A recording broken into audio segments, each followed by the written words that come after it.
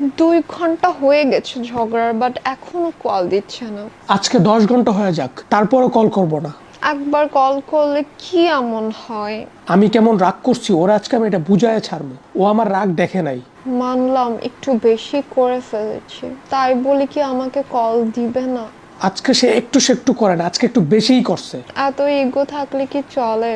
ফুচকা খাওয়াতে নিয়ে যায় না বলে ও আমার এত জোরে ঘুষি মারবে, চোখটা এখনো ফুলে আছে।